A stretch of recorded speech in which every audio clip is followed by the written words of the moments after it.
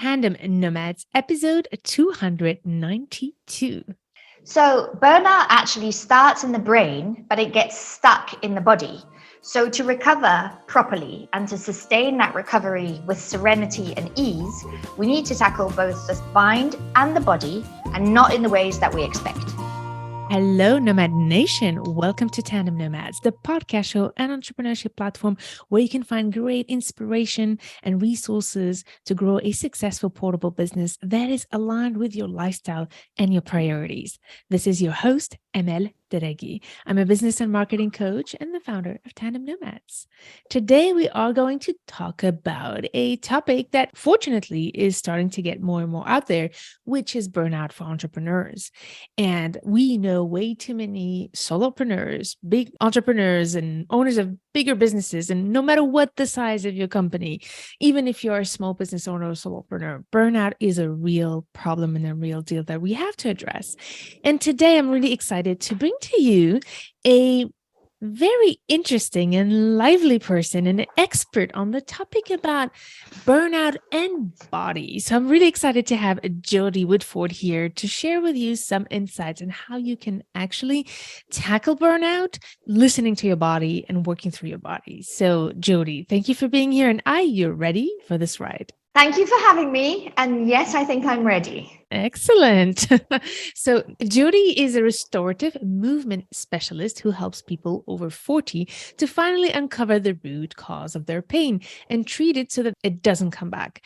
She takes a revolutionary and rebellious route to the way things are done in the health and fitness world. And Johdi provides a multidisciplinary approach combining anatomical and psychological corrective exercises that her clients describe as magical. So, Johdi, this is a short overview of who you are. Before I ask you some questions about your personal life a little bit so that we get to know who is this lady, I loved the first time where I asked you to describe what you do. Can you actually say it? Yeah. So I help you to get to the root cause of your physical pains. And then I treat it with a range of different techniques so that it doesn't come back again. So the techniques that I use actually work with different parts of your brain to reverse engineer and then reprogram faulty movement patterns. Wow, that's very sophisticated. One thing that you said to me that was very interesting and funny as well is when I asked you, who do you work with? Do you remember what you said? No, I don't actually. What did I say? I work with anybody who has a vagina. Oh, yeah, that's true. Oh, yeah, that's it. That's actually it. Thank you for reminding me. It's true. I love and I that. get a lot of stick about this on social media, but I've got 3 kids and my littlest has a vagina, but calls herself a boy. So I think it's quite good that I have to live with this. Well, I don't have to, but I live with this, gender fluid, gender neutral, gender not caring person. So I have to be very careful with my speech. It's good. I love that so much because I think it, like you, and I didn't even know this about your child and your own personal experience with that, but that's what resonated with me is because we have a vagina, we don't necessarily identify as a woman or man, and that is a anatomical part of our body that needs to be considered no matter how we identify.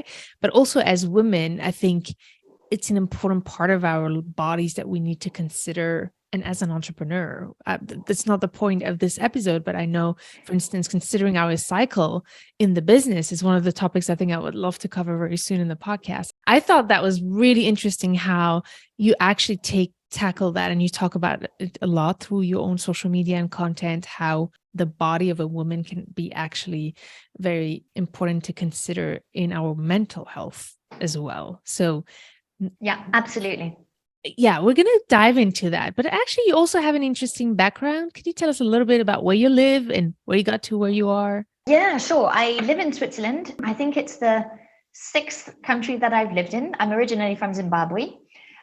When you are from a country like Zimbabwe, you kind of have this maybe luck that you are one of the lucky ones that managed to escape. And so you live outside of the country. And that makes it quite easy to feel grateful and settled everywhere. I don't have a hankering to go home or anything like that because it's not the country I grew up with. How did I get to where I am? I have always been into movement, always been into sport. suffered some injuries along the way, found some really good techniques and put them to work and got qualified in them. And how I came to find what I actually apply most of the time now, which is a technique called neurokinetic therapy, is I had a lingering pain in my body, and I went to see the big fat guru here in Geneva who was supposed to be the best of the best. And she supposedly treated me. And as I was going through the treatment, I just thought, this is a load of bollocks. It's never going to work. Lo and behold, it didn't. So I thought there has to be a better way. So I went off and started looking for the better way, fell into the rabbit hole that is neurokinetic therapy. That opened up loads of different side avenues to different other techniques that I've now embraced and integrated as well.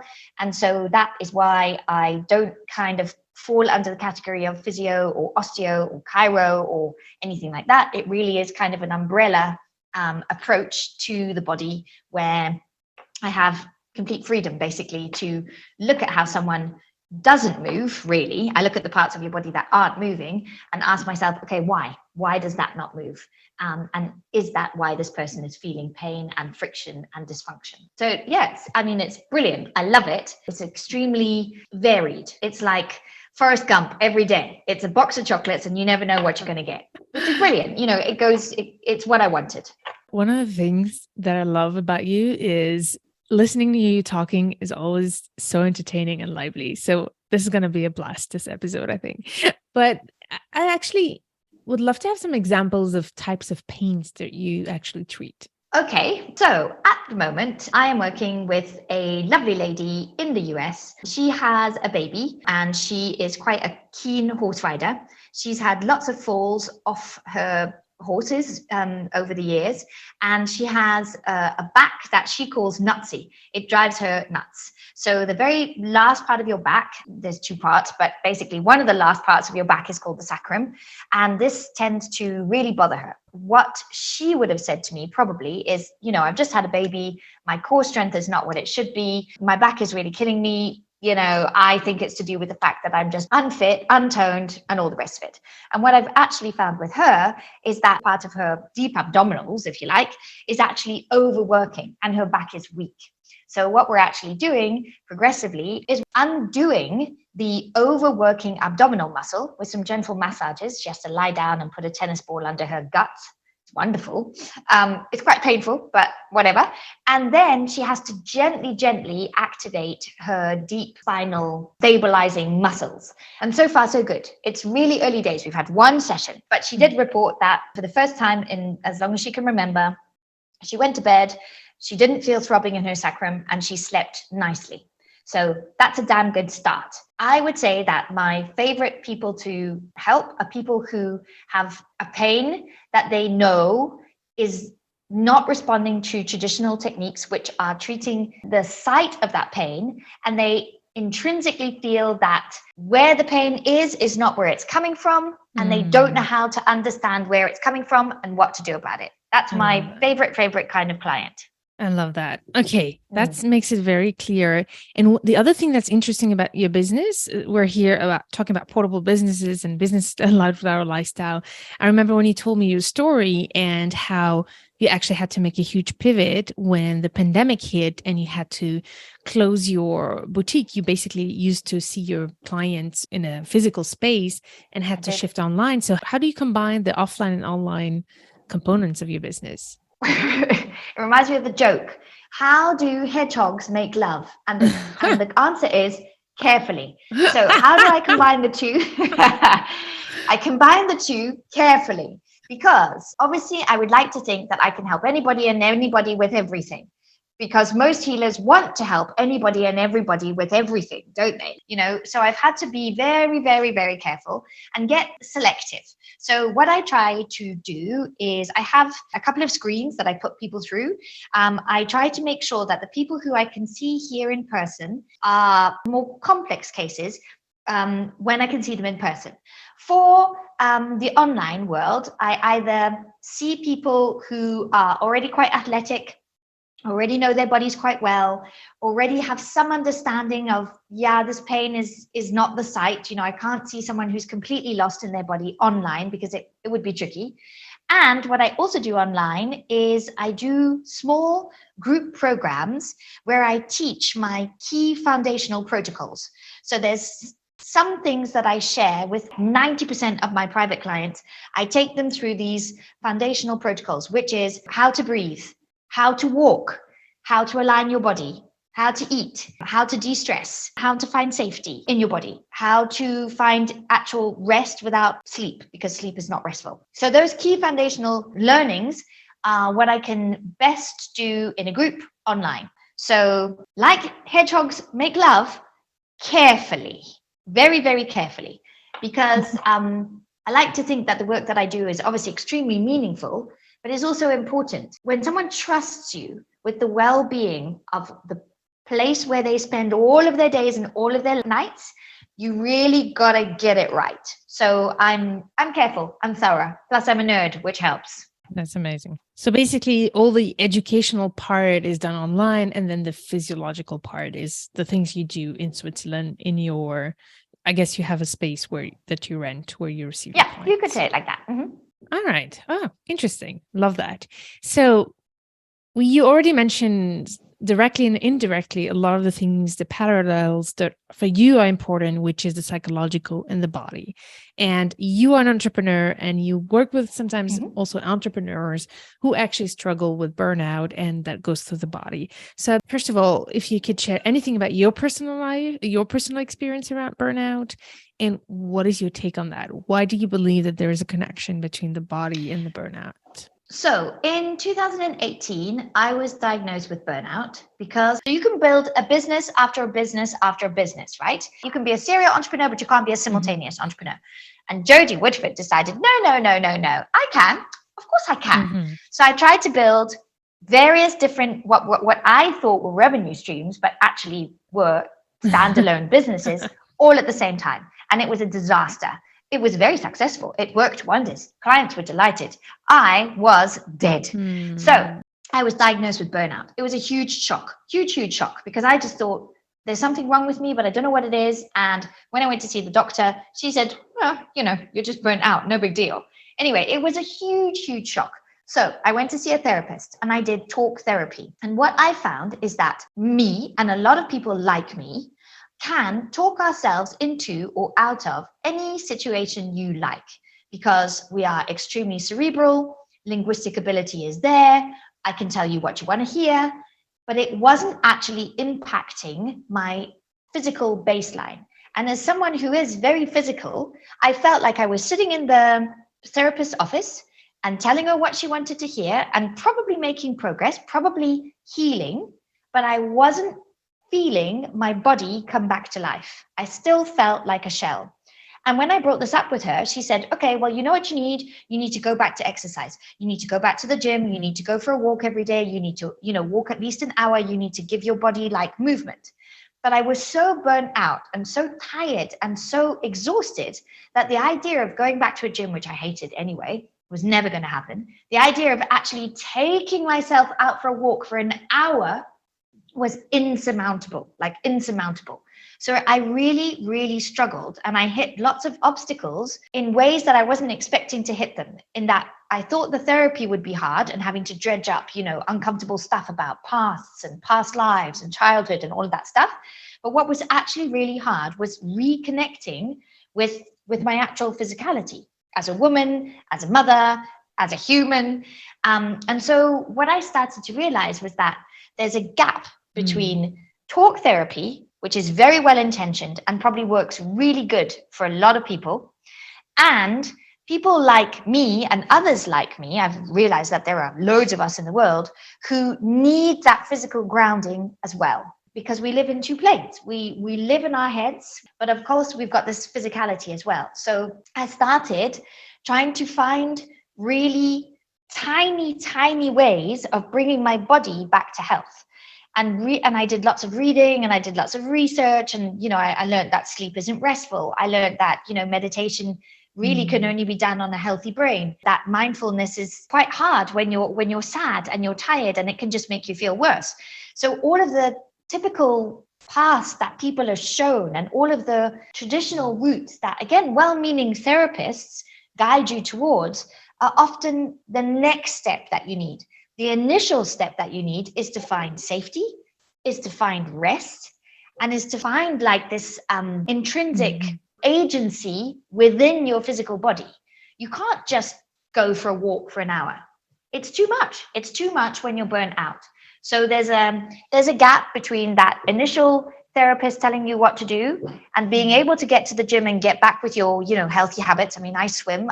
Don't even talk to me about a swimming pool when I'm burnt out. There's a sweet spot there that no one's really addressing, I find.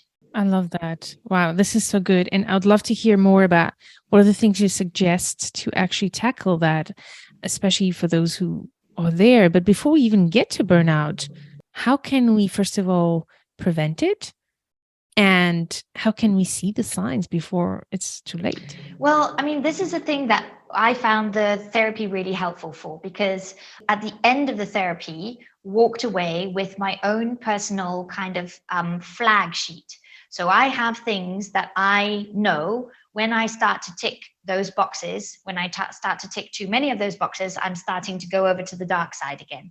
But what I would encourage people to do is when they can feel themselves being tired, or mine wasn't tiredness. I didn't feel tired. I felt irritable. I was filled with rage. I was cross with the whole world. It was like wanted everybody to just leave me alone and preferably die. It was awful. So again, know the symptoms, go and see a well-meaning practitioner who can actually diagnose you with it and actually understand where your baseline is, because we've all got, a very different baseline of irritability or fatigue or whatever. For example, you, compared to me, probably have 4 or 5 or 6 notches down on the calmness ladder. You do seem extremely calm, extremely grounded, obviously passionate, excitable, fun-loving, but I wouldn't say that your baseline's high, right? My baseline is naturally quite high. I'm quite excitable. I'm quite explosive. Ask my children about my temper. When I lose it, it's not a happy thing. It's not a pretty sight. So you want to actually understand where your baseline is. And that's the sort of thing that I have a tool which allows people to actually stop and listen in and see what your actual baseline is. Because when you've got that baseline, then then you can intrinsically feel, okay, how much of it do I think, how far above that baseline do I think I am? And of course, what you want to do essentially is bring that baseline as low as your personality will allow. So this is me like super, super, super chilled, but I'm already, as you say, quite energetic and dynamic and blah, blah, blah, blah. But I know that this is my happy baseline. As soon as I go above it, that's when I know that things get tricky. It's all about knowing ourselves, right? It all starts by knowing who we are and how we tick. And I like that term baseline. I think it can be somehow applied to energy level, but also how we show up every day and our mood level, I guess, right? Yeah, it encompasses how do I feel? Like, do I feel tension somewhere? Do I feel more tension than usual? Am I refusing visibility opportunities? Am I refusing networking opportunities? Am I refusing social interaction opportunities? Those are all usually signs that you're growing into ambivalence about your place in the world as a human being, because we're social creatures and we like to be with others. That can be, unless you're a hermit, and or an introvert, which I think we've decided I am, you are often little orange flags. So it's okay, you're not feeling good or whatever, you can't be asked to go to dinner tonight with Frederick or whatever, so you cancel. But if you cancel Jemima, Melanie, Sophia, and Angela for the rest of the week as well, then what's going on? That sort of thing. So it's mood, it's energy, but it's also just it's a knowing. It's an intrinsic, intuitive knowing. And I think a lot of us bypass that because we're busy, because we're rushed, because it seems a bit woo-woo. But we know where our sweet spot is. I think we just need to slow down and listen to it. And then actually answer it when it sends us messages. Yeah. I love that. Slow down and listen to it, and listening to our thoughts and listening to our body as well. So that's where we come here to basically where I wanted you to have you is like, how can we course correct this direction using our body?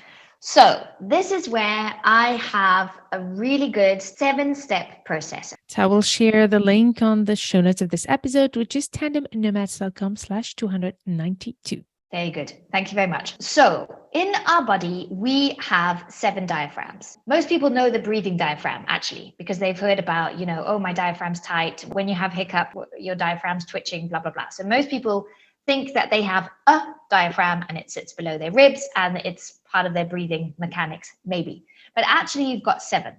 And they are very beautiful, very gentle, very intuitive little parachutes throughout the body. And their job is to organize pressure. So you've got intracranial pressure, you've got intra-abdominal pressure.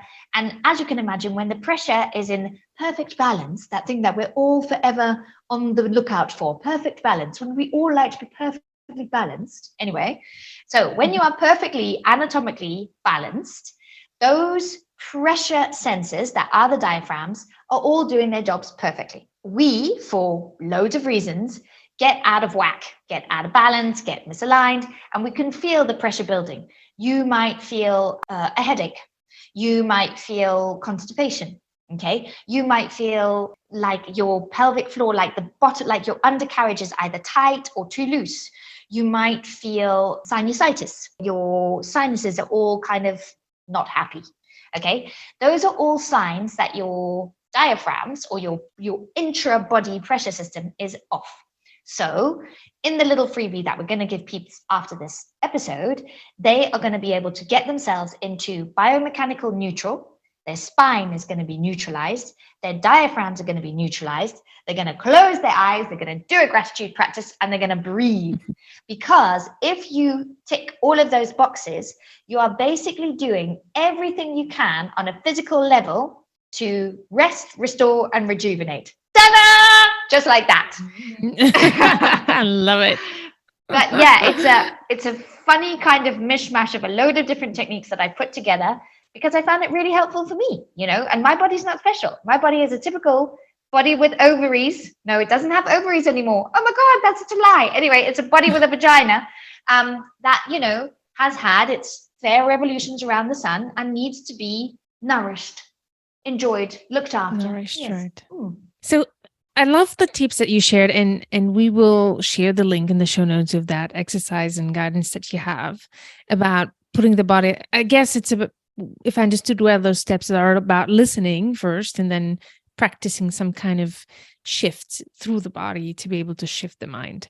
But what do you think entrepreneurs specifically do wrong when it's about their mental health and state, but also how they treat their body along the way? Ooh, this is such a good question. And if I could make a suggestion, the person that you need to invite on this podcast, who's an absolute expert in real burnout, is a lady called Lachelle Barnett. So I will definitely put you two in touch because she is the tits.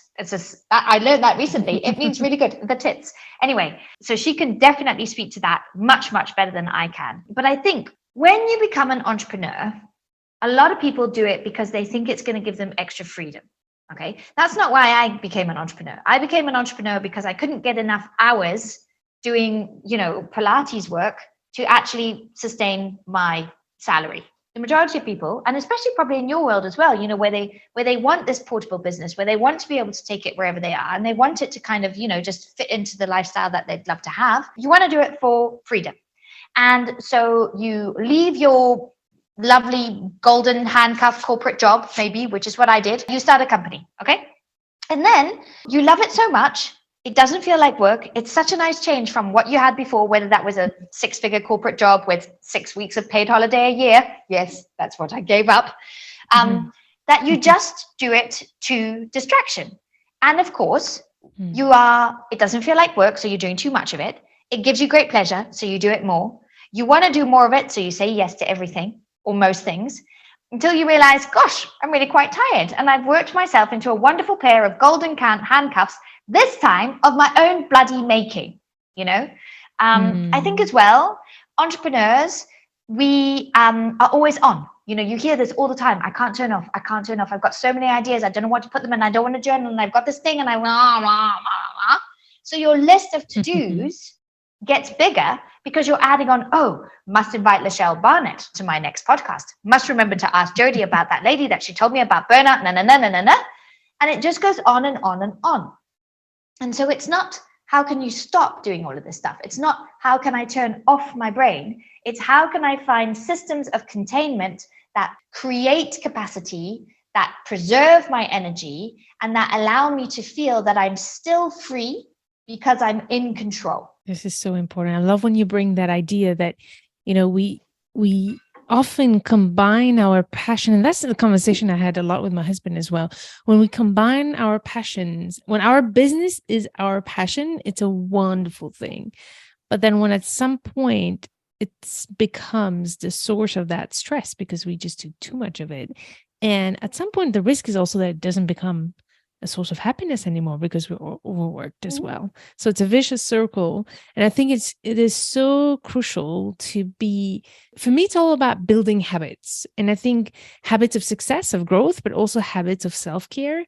And for me, that's defining balance. The signal for me is when I stop or give up on my daily routine. When I skip once, it's okay. But when it becomes multiple days in a row, that's the great natural alarm.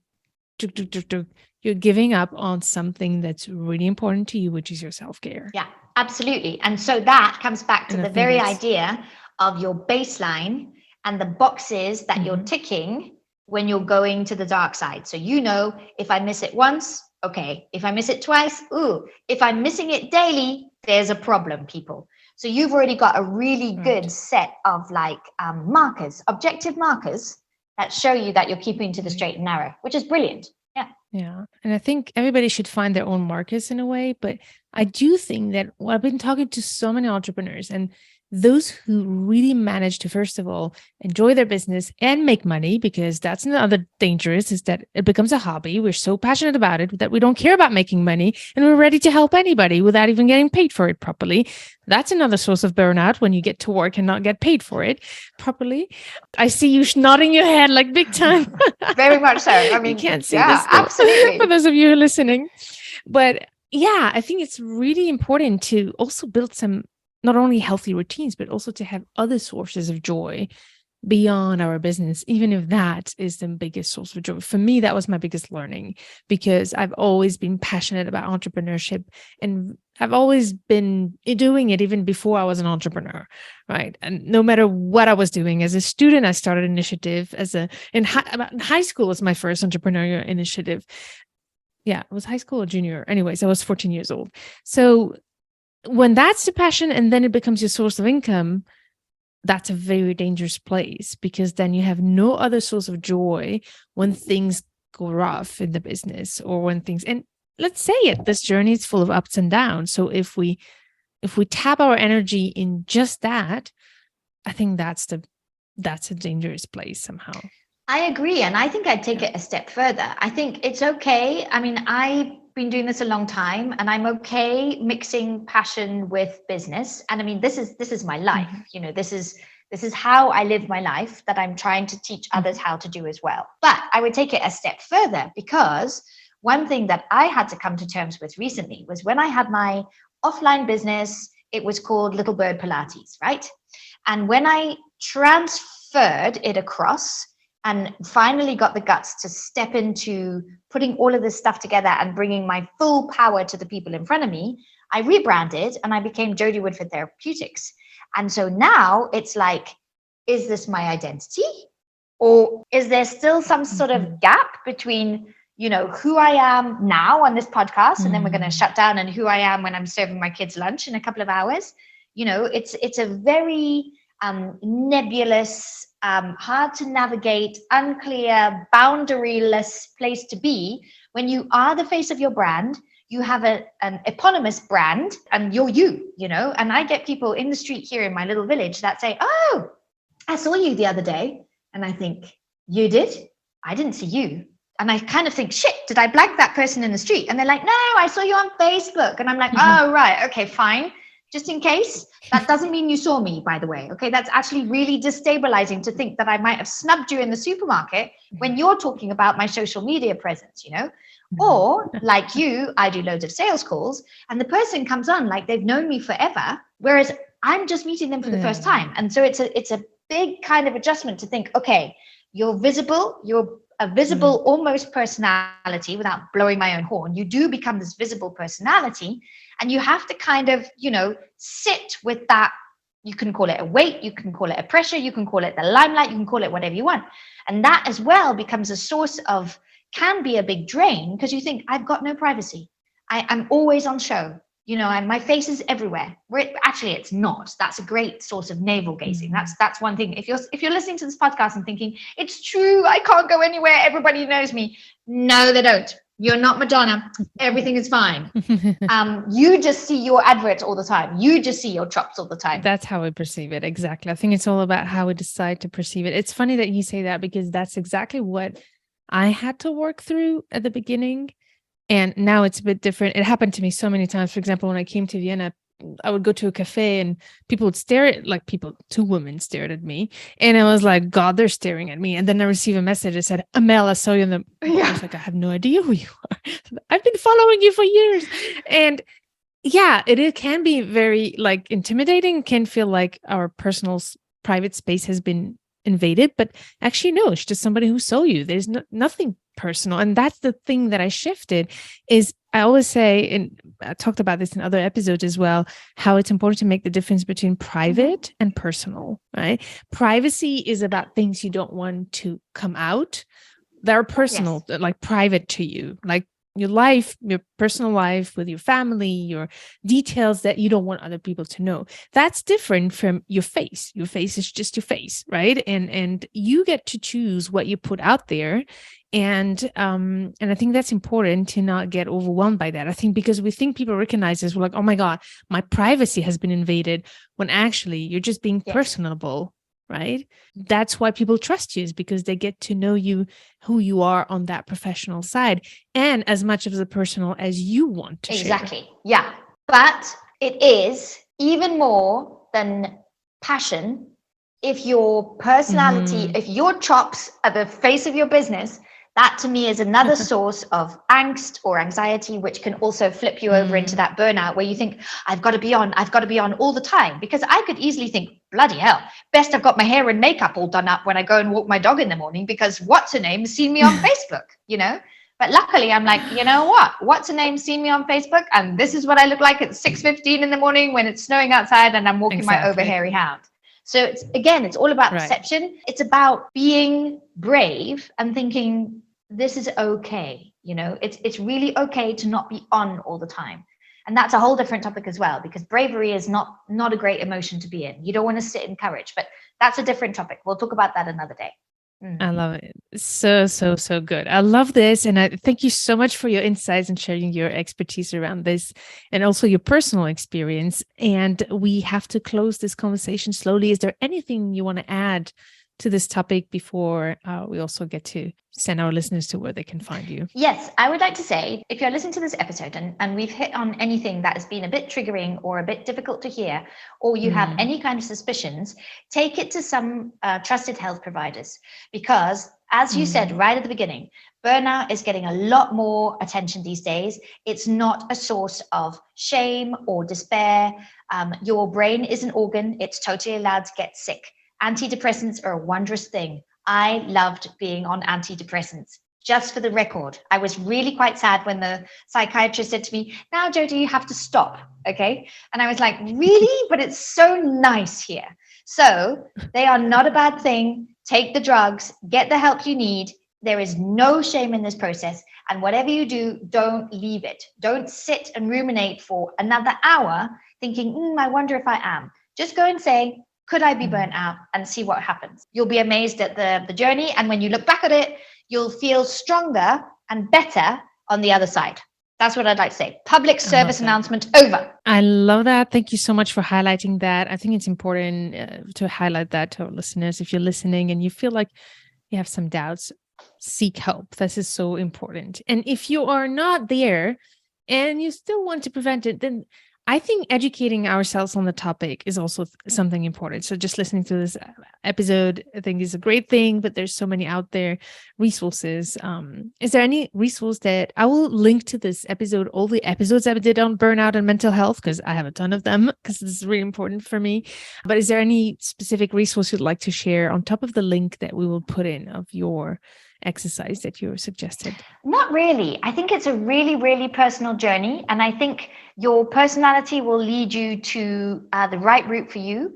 But certainly I would say when you are confronted or when you are encouraged to do physical exercise and you don't feel ready for it, that's okay. You're allowed to say no, you're allowed to take your time, and you're allowed to make those physical obstacles a lot more bite-sized for you. So if walking for an hour a day, which is what most people are told, seems a lot, listen to yourself. It's a lot. Love that. This is so good. Thank you so much, Johdi. And tell us, what is the best place to find you? JodiWoodford.com. Excellent. So we will put all these information in the show notes on this episode.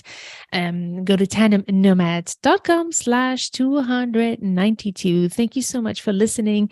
And thank you so much, Johdi. It's been amazing to have you. And I love just everything about you and your great energy. Thanks. It's always a pleasure, Amal. Same. Thank you. So Nomad Nation, I hope you enjoyed this episode and you found a lot of insights for you, and share it with anybody who you think needs to hear it, because this is a topic that we need to be able to educate more and more people that it is normal to get to that point and there are ways to prevent it, but also to fix it if it happens. So thank you so much for listening again, and I can't wait to find you in the next episode. Stay tuned to turn your challenges into great opportunities.